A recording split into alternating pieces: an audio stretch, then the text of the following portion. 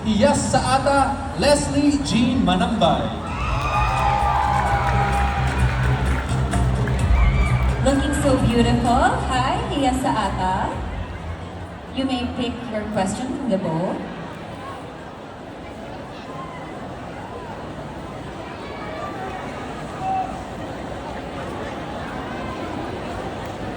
Alright, Hiyas sa ata, this is your question. The theme for this year's Hiyas sa Kadayawan is woven to reign. In traditional weaving, every single thread, no matter how small, contributes to the strength and beauty of the fabric.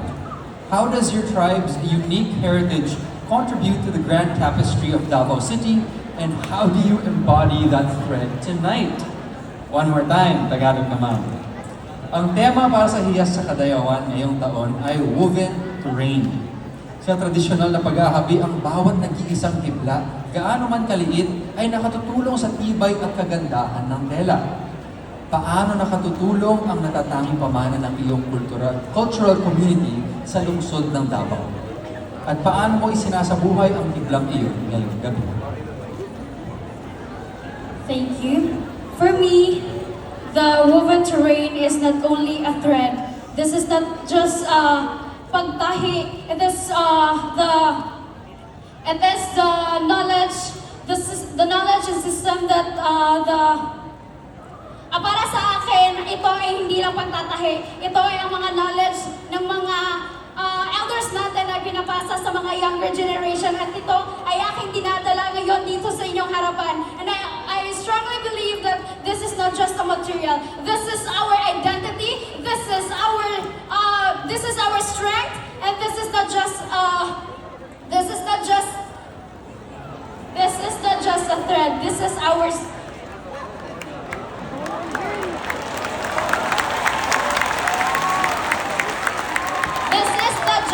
This is our strength. This is our identity. We don't look to it just like a...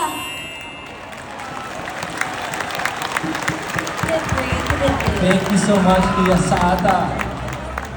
We are moving on. I would like to call on Hiyas sa Bago Puklata. We have the young Patrice Soliman. Of course, once again, as a reminder to our audience, please remain silent as our candidates are delivering their answers. You may pick your question from the bowl.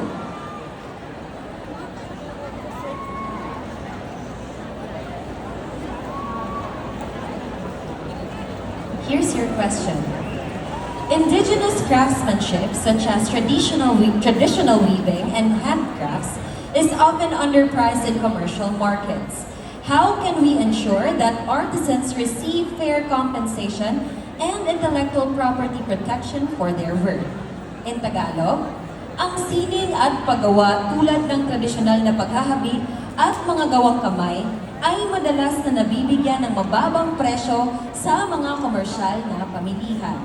Paano natin matitiyak na ang mga manlilikha ay nakatatanggap ng makatarungang kabayaran at proteksyon sa kanilang karapatang intelektual para sa kanilang mga gawa?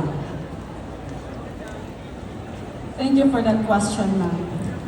Now, I personally believe that every artisans deserve to have to receive the right amount of money for their art or for their artwork. So for me, it is really just, or it is truly right if we give them the correct amount. So how can we apply this? We need to respect them, and at the same time, we also need to follow the IPRA law, because in IPRA law it is also included there that we need to give them the right amount with their work, and also we need to respect them at the same time. And to close this statement, I do believe in the saying that we are all woven by our roots, we are all strengthened by our differences, and we are all destined to reign through unity. That is all. Thank you. Thank you very much to our candidate from Bagogo, Plata. We would like to call on the next candidate, Hiyas sa Bagobo, Tagabawa. We have Mary Joy Antil. Mary Joy, you may pick your question from our bowl.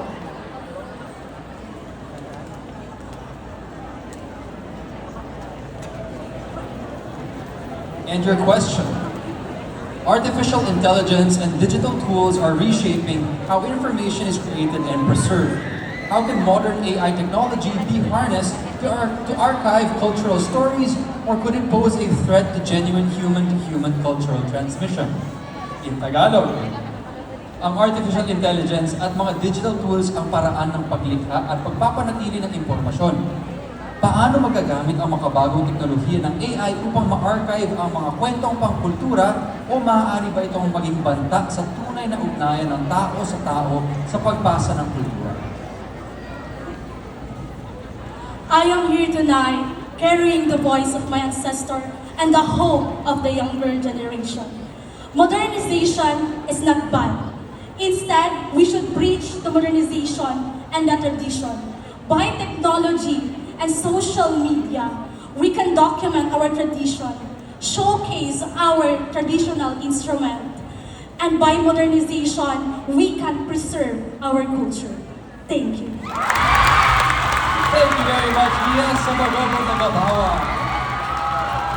And our next candidate, Hiyas sa Matigsalub, Christine Faith Gawilan.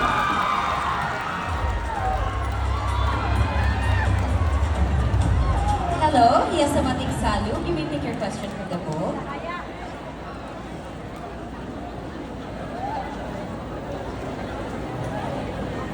Here's your question. Some believe that modernization threatens cultural traditions, while others see it as a tool for progress. How does a modern Hiyas sa Kadayawan candidate balance embracing modern technology and remaining rooted in cultural heritage? In Tagalog, naniniwala ang iba na ang modernisasyon ay banta sa mga tradisyong pangkultura, habang ang iba naman ay nakikita ito bilang kasangkapan sa pag-unlad. Paano binabalanse ng isang modernong kandidata ng Hiyas sa Kadayawan ang pagyakap sa modernong teknolohiya at ang pananatiling nakataktak sa kulturang pinagmulan? Mopian Marcelo, I am standing here in front of you as a testify that culture and progress can work together. I am standing here as an advocate for the integration of modernization as a science teacher and for the indigenous knowledge. I stand here saying that we should always build an interface between scientific knowledge and cultural knowledge, because this helps us in order to have a better future, healthcare, and opportunities, not just for an IP, but also for the people in the world. Thank you.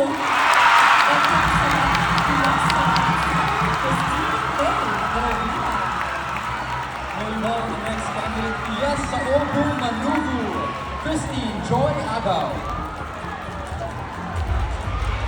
Hello, once again sa ating mga audience, please stay silent po muna habang sumasagot ang ating mga candidates.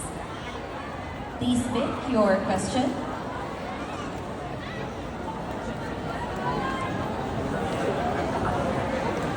And your question. In an era dominated by social media and short-form video content, traditional cultural practices can easily be reduced to aesthetic trends. How will you use your digital platforms to promote your tribe's heritage authentically without diluting its sacred meaning? In Tagalog, sa panahon ngayon na pinamumuluan ng social media at mga short-form videos, ang mga tradisyonal na gawang pangkultura ay madaling na ibababa sa pagiging panlabas ng uso o trend na lamang. Paano mo gagamitin ang mga digital na platform upang maipagmalaki ng may katapatan ang pamana ng iyong cultural community nang hindi nababawasan ang sagradong kahulugan nito? Thank you so much. Mopium Buli Kanyan Langon. Nowadays, we are in a modern world. I am a woman here standing in the front of you, showcasing our culture and our traditions. For me, we can show, or we can uplift our culture by teaching our younger generation, by letting letting them learn what is our culture about and showcasing it on social media. Because I do believe that when the culture is taught, it is remembered. And when it is practiced, it continues. And when the young people lives it, the culture lives on. Daghang salamat. Thank you. Thank you so much, our Hiyas sa Ovo Manovo. Up next, Hiyas sa Ilanon, City Haya Usman. Hello, City. Alright, you may pick your question from the board, please.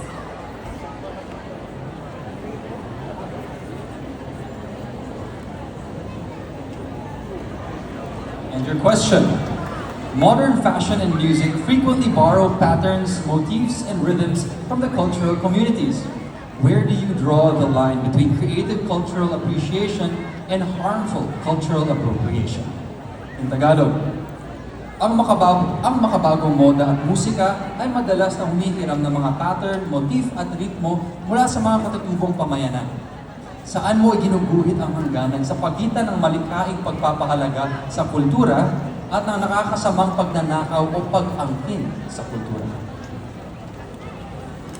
Thank you so much. As an Irinun woman, we have always have the misconception that Irinun have no originality. But I believe that we Irinun are also originals. One of the originals, rather. We have our own music, our own stories and histories, and that alone can witness that even our differences, we still have boundaries and still united as one. For I believe also that the progression is a true progression. It survived because of the harmony of many. For I believe that the greatest threat of our culture is not change. It is forgetting. And let us be all proud and also respect each other. And also, we should use the modernization tool by preserving our culture. Thank you. Daghang salamat, Hiyas sa Ilanon. Up next from Hiyas sa Kaga, Jamaica Prado.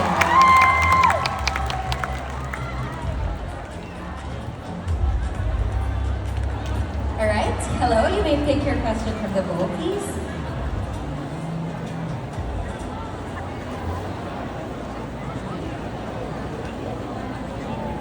And your question. In a nation frequently fractured by different political views, religions, and regional interests, diversity is often treated as a source of conflict. How does our declaration, "We are one, Kadaya one," prove to a divided country that our cultural differences can actually bring a nation together instead of tearing it apart? Tagalog. Sa isang bansang madalas na nahahati ng magkakaibang pananaw sa politiko, relihiyon, at panrehiyong interes, ang pagkabukod-tangi o pagkakaiba ay madalas na itinuturing na pinagmulan ng sigalot.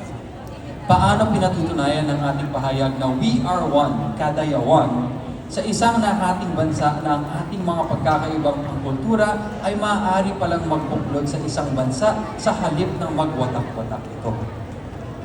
Assalamualaikum. Our city is a diverse city, composed of tribe people, the IP, the Muslims or Moro, and the Christians. But we are united. We are one because we believe that when we are harmonized and we believe that we are strong together, we can surpass any differences. Our similarities are our beliefs in ourselves, and thus, when we are divided, we try to unite each other to pursue one goal, and that is to harmonize the Davao City. We are one, Kadayawan. Shukran. Alright, daghang kaayong salamat, Hiyas sa Kaga, Jamaica Prado. Calling on Hiyas sa Maguindanaon by Agesa Mangansaka.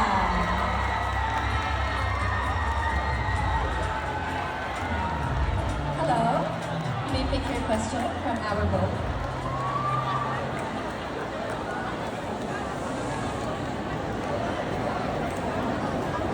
Here's your question. As urban areas rapidly expand with infrastructure and commercial developments, traditional lands and cultural landmarks face increasing pressure. How can local governments and the private sector pursue economic growth while respecting and protecting cultural spaces? In Tagalog, habang mabilis na lumalawak ang mga syudad sa pamamagitan ng mga infrastructure at komersyal na pag-unlad, ang mga tradisyonal na lupain at pangkulturang lugar ay nahaharap sa tumitinding banta. Paano maitataguyod ng mga lokal na pamahalaan at pribadong sektor ang paglago ng ekonomiya habang iginagalang at pinoprotektahan ang ating kultura? Assalamualaikum.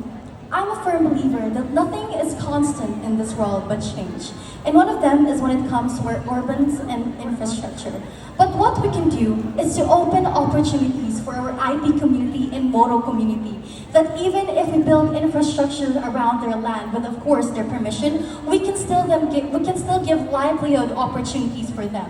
At the same time, we should collaborate in order to respect one another and to ensure that no one is left behind. Because I believe us Tabaweños, when we are united, we stand firmer, stronger. Because we are one, Kadayawan. Sukla! Maraming salamat, Hiyas sa Maguindanao. Up next, let's have Hiyas sa Maranao, Marzia Chana Abinao. We only have 3 candidates left, and I think it's getting tougher and tougher here, Mikael. Okay, you may pick your question from our room.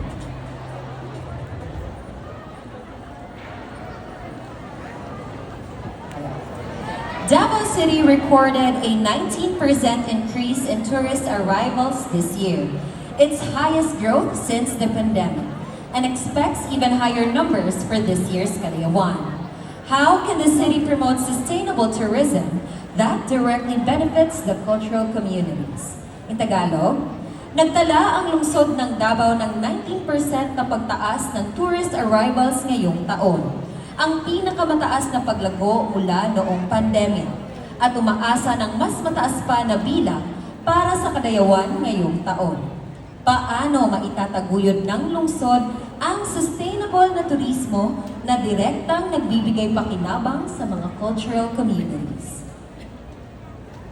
Kadayawan is a great avenue for us to bridge our differences, for I believe that Kadayawan celebrates our differences as bridges that connected us as one united Davao. And we can sustainably empower our cultural communities by continuously engage with them and support their cultural communities and partner them with the right partners in the authorities and also in the authorities. Because I believe that our cultural communities do not have the talent, but because they are the richness of our Davao, but they are lacking of the support and at the same time the opportunities for them to prosper beyond the Kadayawan season. And I hope and pray, as a Hiyas, I hope that all the cultural communities will sustain and prosper beyond its festivity, because that's the power of Kadayawan that extends beyond this celebration. Shukran. Thank you so much, Hiyas sa Davao.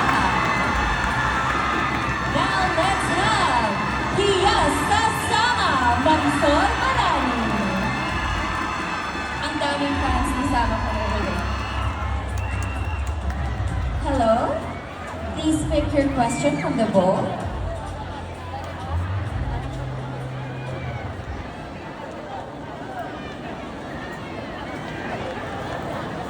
And your question.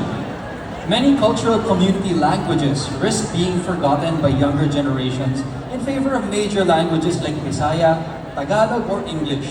What concrete initiative would you push to preserve your community's native language? In Tagalog, maraming wika ng mga cultural communities ang nasa panganib na makalimutan ng mga nakakabatang henerasyon, kapalit ng mga pangunahing wika tulad ng Bisaya, Tagalog o Ingles. Anong konkretong inisyatibo ang iyong isusulong upang mapangalagaan ang wika ng iyong komunidad? I'm representing the Sama tribe with honor and glory, and I believe that the Sama people is honoring our roots and protecting the sea our language. And also, we must help each other. And also, through the unity, we can make a peace and also we can make united as one. And through our helping each other, we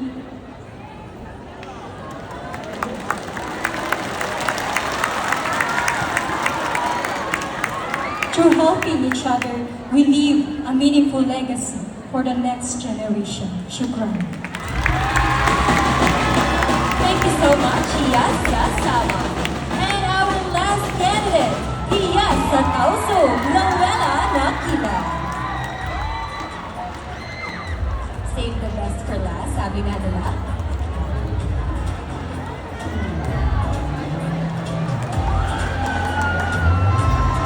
Alright, so we pick your question, the last question from the bowl.